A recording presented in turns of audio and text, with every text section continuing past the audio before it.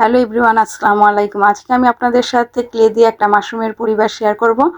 প্রথমে আমি লাল colour clay নিয়ে নিয়েছি, এটাকে গোল শেপ দিয়ে নিয়ে মাঝখানটাতে একটু বাঁকা করে নিয়ে এটার মধ্যে সাদা কালার ক্লে গোল করে লাগিয়ে নিয়েছি, আর এটার উপরের সাইডটাতে একটু সাদা কালার গোল গোল করে লাগিয়ে নিলাম। আর কলমের সাহায্যে এটাতে চোখ মুখ তৈরি করে নিয়েছি, আর ক্লে দিয়ে একটু সুন্দর করে নিলাম।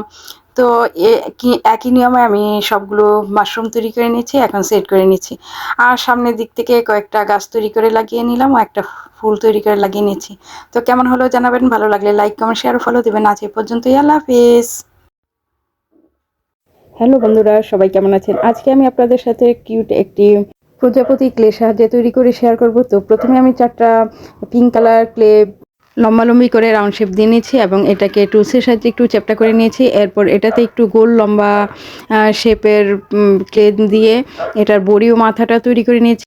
এখন এটার গায়ে অন্য কালার ক্লে দিয়ে কিছু ডিজাইন করে নিলাম এবং ফোটা ফোটা করে কলমের সাহায্যে একটু ডিজাইন করে নিয়েছি। তো কেমন হলো জানাবেন, ভালো লাগলে লাইক কমেন্ট শেয়ার ফলো দিবেন। আজ এই পর্যন্ত, আল্লাহ হাফেজ।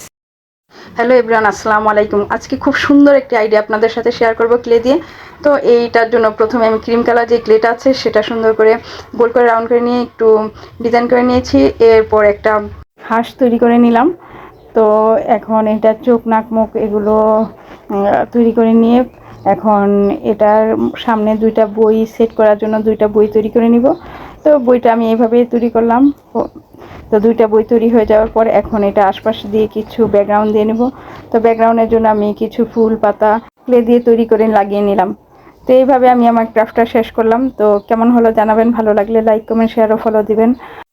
আমরা যখন এত কষ্ট করে একটা ভিডিও তৈরি করি তখন আমরা অবশ্যই আশা করি যে আপনারা একটা কমেন্ট করবেন। তো সেই কমেন্টের অপেক্ষায় রইলাম। সবার জন্য শুভকামনা রইল। আজ পর্যন্তই, আল্লাহ হাফেজ।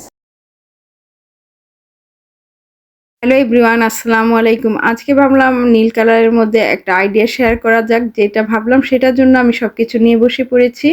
তো প্রথমে আমি ব্যাকগ্রাউন্ডটা নীল কালার করে নিয়ে সবুজ কালার কতগুলো ডাল ও পাতা তৈরি করে লাগিয়ে নিচ্ছি। এখন একটা ফ্লাওয়ার তৈরি করছি।